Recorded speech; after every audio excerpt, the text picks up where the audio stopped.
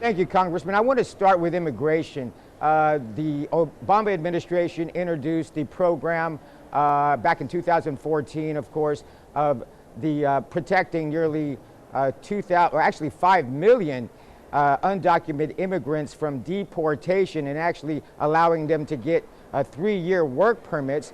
That has gone to the Supreme Court. We understand that ruling could come by next year, but we heard as early as June. First of all, what are your thoughts on this issue? And secondly, do you think that the ruling could, with the loss of Justice Scalia, could actually come to a 4-4 tie at the Supreme Court? Well, from everything we can tell, the likelihood of a 4-4 tie is pretty good, which is a bad thing because that essentially means that the president's executive orders will be stalled. The fact is that the state of Texas never should have filed that lawsuit in the first place. In my view, it's a frivolous lawsuit. What the president's orders would have done is protect families, especially parents of children who were born here. And it's unfortunate, but I think that it's going to probably end up in a 4-4 tie, and I think we're going to be waiting a lot longer. Okay, Congressman, I wanted to bring up another issue that has hit the news just recently, and that is the use of the words both illegal and alien. Some lawmakers want to have that scrapped from the Library of Congress. They say it's dehumanizing. Other lawmakers say, hey, it's very trivial, and they say it's much ado about nothing. What say you? Well, I co-sponsored that legislation which was led by Congressman Joaquin Castro from San Antonio. The reality is that what we really need is comprehensive immigration reform. And if we want real change, what we need is comprehensive immigration reform to pass. But in the meantime, to the extent that we can take measures that show that we are a humane people, that people who are working across this country in hotels, construction sites, and restaurants, from California to Los Angeles, from the northern border to the southern border, are actually human beings. To the extent that our nation can reflect those values, we want to make changes in even if it's in small ways, we want to make changes because they are positive changes.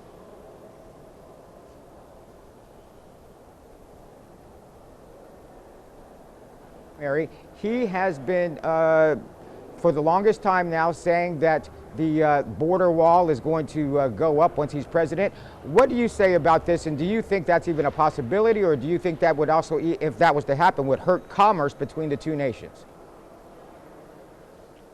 Missed the first part of that question. Yes, Congressman.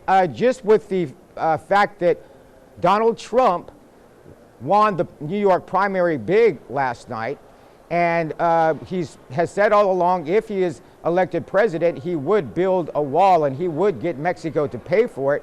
First of all, do you think that's a reality? Second of all, do you think that would hurt commerce between the two countries if that in fact happened? The Republican frontrunners, Donald Trump and Ted Cruz, are dead wrong about the border wall. I have said since I was elected to office that we shouldn't be talking about building more walls, that in fact what we should be doing is tearing down the wall that we have now. And very clearly, to the extent that we have a very significant trade relationship with Mexico, over 6 million jobs in the United States depend upon trade with Mexico. The idea that in the 21st century that we would even be thinking about erecting a wall between our neighbor and our ally, it just doesn't make sense. It's rhetoric that's senseless. It's rhetoric that we don't need. What we ought to be talking about is how we as two neighboring countries move forward together to build an economy along the border from Brownsville to McAllen, Laredo, El Paso, all the way to California, that is vibrant for American and Mexican citizens that live on both sides of the border. Okay, Congressman, also about infrastructure here, especially in Brownsville. Just wanted you to touch on and update us on a couple of these infrastructure projects, deepening the port of Brownsville, Resaca restoration project and the expansion of the Brownsville airport. Any of those that you want to touch on and let us know exactly how how the legislature is coming about getting these things to become a reality? Yes. In our office, we deal with infrastructure needs in our district across the board. Remember, in the Rio Grande Valley, we have 11 international bridges. Congressman Cuellar, Hinojosa, and myself work together to do what we can to maintain and enhance infrastructure at all of our ports of entry from Brownsville all the way to Mission. At the Port of Brownsville, the Army Corps of Engineers recently issued a chief's report, which we've been waiting for almost 20 years, that recommended deepening the channel at the Port of Brownsville to 52 feet. That will make the Port of Brownsville competitive with ports across the country and with ports across the nation. Now, the challenge is the next step is how do we go pay for that? And of course, we have dialogue that has to occur at the local, state, and national levels in terms of what we do about that.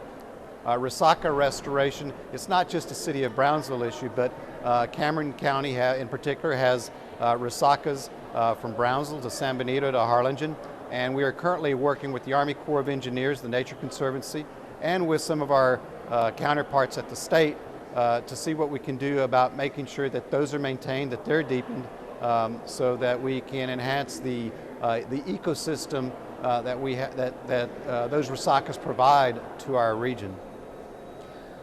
Okay, and finally, I know we're running out of time here, Congressman. I just wanted to ask you, I would be amiss if I didn't ask you about what is going on, what the buzz is with Congress now that Donald Trump has had an overwhelmingly big lead when he won the New York primary yesterday by, I believe, 34 percentage points, and then also Hillary Clinton winning by, I believe, 10 percentage points.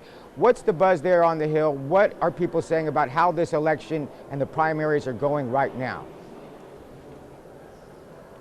I think there is a significant sense in Congress that the candidates for the presidency of the United States will be Donald Trump and Hillary Clinton. If that happens not to be the case, the two front runners in the Republican primary, Ted Cruz and Donald Trump, in my view, are one and the same when it comes to issues of immigration and issues that relate to our border economy. It is my view that Hillary Clinton is the clear favorite. Surely from the standpoint of those of us who live along the border, we do not need national leadership that is going to be demonizing the border when in fact what we should be doing is celebrating the border.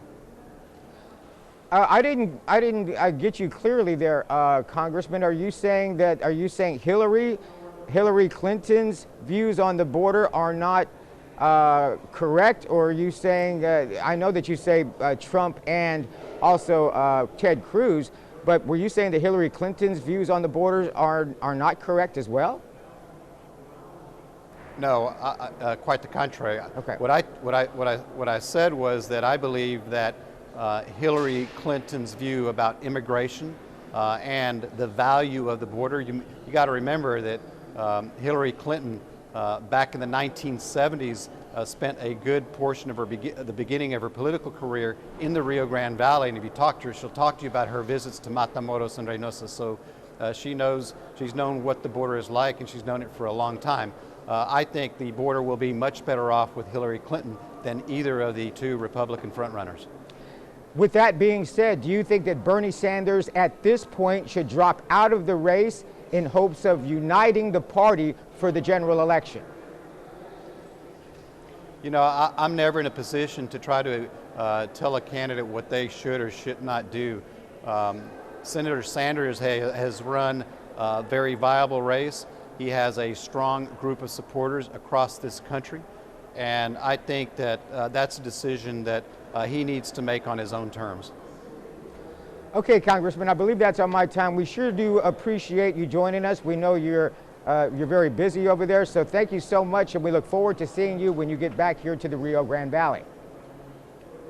Are you guys cutting and pasting this, or did you want me to say something about the airport? I missed the airport. If you would like to, yes. Well, there's Eddie? a lot of people who have concerns about the airport, yes. Yeah, I missed that. I didn't get to respond to that part of the question. But look, we have three airports in the Rio Grande Valley. Flights from American, United, Southwest, and other airlines that fly in and out of all three cities. The city of Brownsville has been working to enhance their airport, and we are fully supportive of their efforts. I am hoping that sometime in the next year or two, what we will see is a beautiful facility at the city of Brownsville, so that people that are coming in to the Rio Grande Valley through Brownsville will enjoy their experience. Okay, and are we talking about an upgrade of the airport, or are we talking about an entirely new airport that would be built? You know, that's a good question. The effort that we have, the effort that we have been working on with the city of Brownsville involves essentially a combination of remodeling existing structure and adding facilities to what you presently see at the city of Brownsville Airport. Okay, well, thank you so much, Congressman. Once again, thank you for your time. We look forward to the next time we do get to interview you and see you back here in the Valley. Okay, Eddie, thank you.